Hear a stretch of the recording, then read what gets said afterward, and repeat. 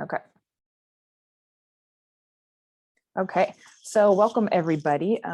Today we are here with some folks from the Indiana Department of Natural Resources. Elizabeth Middleton is the Stewardship Outreach Specialist at Indiana DNR, and Colleen Hartel is the Human Dimensions Specialist. They're here today to talk about their Relevancy Roadmap Pilot Project, which they've been working on over the last year and recently completed. Thank you guys so much for being here. And Elizabeth, could you tell us a little bit about the project before we begin? Sure. I want to begin by acknowledging our third partner in this, Hillary Bolter. She's a property manager for the two properties that we worked with. But just kind of reminding everybody about what our project tried to accomplish.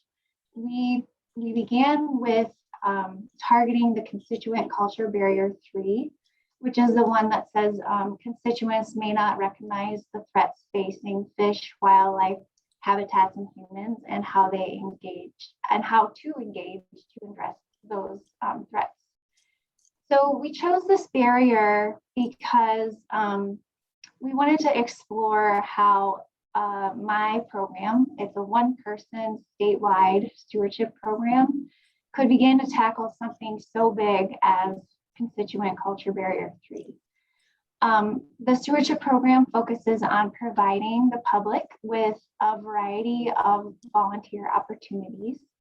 And we picked this program because it's one that we have the most control over influencing.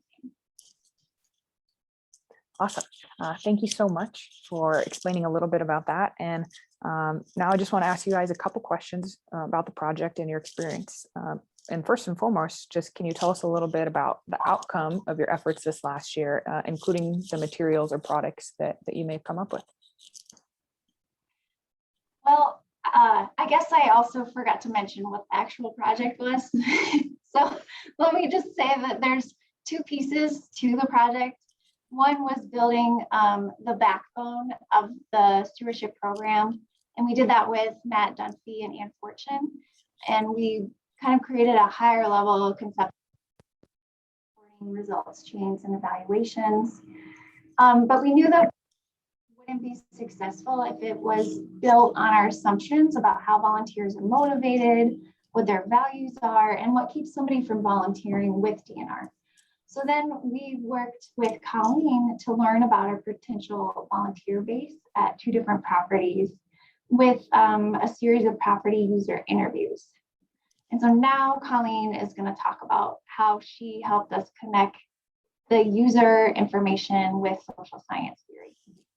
Yeah, so broadly, we can think of our findings around like how people think of conservation and our agency into 3 broad points that we outlined in the first part of our report. So the first of which that I'm going to talk about is just that conservation is a really abstract thing that's hard for people to conceptualize. So during the interviews, we had kind of a gimme question, or at least we thought it was a gimme question that was like, what is an example of conservation that you can do? And people were boggled by this question. These were active property users who were looking back at us for examples of what to say. We thought this would be a straightforward question, and it really ended up being the opposite. So when we were going through the interview transcripts, we were trying to think of what was causing this issue. And it also posed a different problem that the point of even asking this question was so we could design opportunities that were of interest to this group of people. So we were hoping that they could tell them themselves what they would be interested in doing. So I sat with this for a while, and I thought about how in psychology, there's this concept of psychological distance.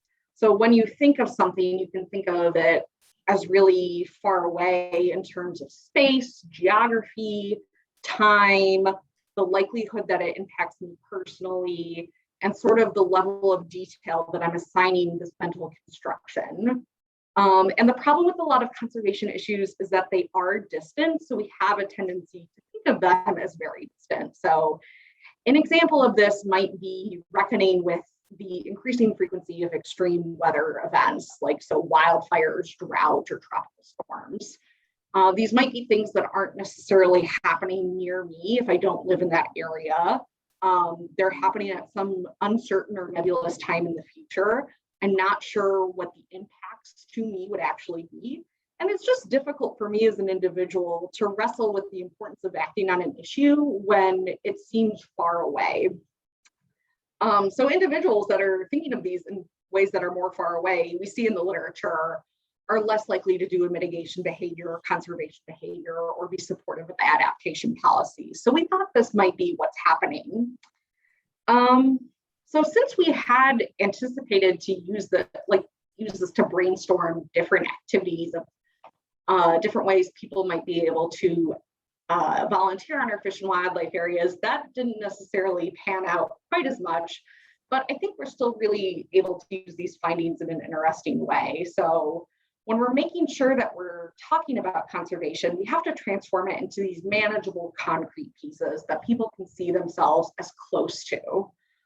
So then when we design opportunities, of course, we need to make sure we construct activities that are important to these people, but we need to make sure that we're overcoming these psychological hurdles that might be contributing to reasons that people are less likely to act. So that was our first finding, which was not something we had anticipated at all. The second thing we uncovered is also about how we motivate and attract people to participate in conservation activities. So our agency, and I think a lot of agencies, have traditionally used recreation as a way to attract someone to a volunteer opportunity. But we found that this might not be the most broadly applicable or even relevant way to connect with these audiences. But it's logical thinking. If I'm asking you to donate your time and effort, I would want to demonstrate how and why that personally benefits you. So for example, if I know that you're an angler, I might say, oh, you can help us build a fish habitat structure because you like to fish, and this will benefit your activity and you'll be able to do it more personally. But we found that there are multiple ways that people can think about appreciating natural resources. So broadly, our report broke up examples of this into instrumental value, which is essentially thinking of that beneficial use of a resource, and intrinsic value, which is essentially the inherent worth of that resource independent of the benefit or the utility it provides. It's essentially thinking that something is worth, it has worth because it exists. And when we were having the conversations with these participants about why conservation was important, we did hear individuals recognizing the instrumental value of resources, like the actual utility that it provides. And interestingly enough, it wasn't limited to just recreation. So we heard individuals talking about the utility of ecosystem services or the benefits that clean air, clean water that are provided by ecosystems provide to human communities. So they were recognizing instrumental value in more than just a recreational way. And then, of course, we also heard participants talk about the intrinsic value of natural resources, so that these spaces are worthy of conservation efforts just because they exist and are unique. And that alone was enough to decide that these spaces were worthy of the effort involved in their care and stewardship, which was interesting to us. So to me, this really helped reframe the scope of motivations that we might key into when we are actually attracting individuals to participate in stewardship activities. We don't necessarily have to limit ourselves just to recreation. And then our third finding was really related to the social landscape that we have historically operated under and how that might hinder our ability to be more relevant in the future if we don't actively work to broaden it. So during our interviews, we ended up only talking to existing property users, but they weren't hunters, trappers, anglers, the traditional core audiences that we think of these consumptive wildlife recreationists that we think of when we have thought of traditional fish and wildlife property users. But what we heard in these conversations from these people who are not our traditional users is that they were aware that they were not the group that had been historically invited to participate in conservation with the state agency. And we related this back to the concept of social identity. So social identity is part of the psychology of being human. All the time we're viewing our world in these terms of in-groups and out-groups. And unconsciously, we're adopting the values, attitudes, preferences, and reinforcing them and reinforcing our norms of those in our in-group. And we might be unintentionally dismissing or minimizing the perspectives of people in our out-group. So the lines between these groups can be defined by a variety of different things, such as a shared recreational activity or a belief system, but they can be pretty arbitrary and flexible too. So we've seen in psychology experiments that even something as randomly assigning someone to group A or group B can result in the same in-group favoritism and out-group derogation. So when we were talking to our participants, we saw a recognition of this historic social division manifest in a couple different ways. So we saw participants express uncertainty if the agency even shared their values, or if we even had a common understanding of what conservation even was. And then we also heard participants bring up hunting on the property unprompted, which to us indicated that this was something that even non-hunters very closely associated with our agency. And it seemed to indicate that this hunter or consumptive user identity is something that's very salient among the people that we might want to include when we are hoping to be more relevant. So because we as a field, in terms of staff, volunteers, the group that we've traditionally included, are pretty homogenous in terms of values, attitudes, and even the types of recreation that we do, we need to be cognizant of how that might be unintentionally reinforcing this narrow definition of what our in-group is. And then if we don't actively take effort to broaden our in-group, we might eventually lose the individuals that are interested because they feel socially excluded. So I don't have a whole lot to add because, whoa, right? I mean, this was a small pilot with a series of interviews, and this is what we learned. So for me, you know, we did learn other more tangible things, like how should I better design a volunteer opportunity? What strategies may I use to compel people to come and attend when I'm promoting? But what I took away from this experience really was seeing the themes of the Relevancy Roadmap come to life. And I now have personal deep insight and experience with these themes, thanks to working with Colleen, that I think will affect me for the rest of my career. That's awesome. And thank you guys so much for explaining some of that. And I think it's important to point out how important doing this sort of social science work is to understand your constituents and not take for granted or make assumptions about who your constituents are, but actually go out and do the work that you two have started on. I understand it's only a subset of people, but I think that's going to be really inspiring for different people watching this, and maybe they'll be interested in finding out more about their constituencies as well. So thank you for sharing all these things that you've learned. And then I just want to ask, where do you go from here? This project, I hope, is not just the pilot and then it's over. What are you guys going to do with what you've learned going forward?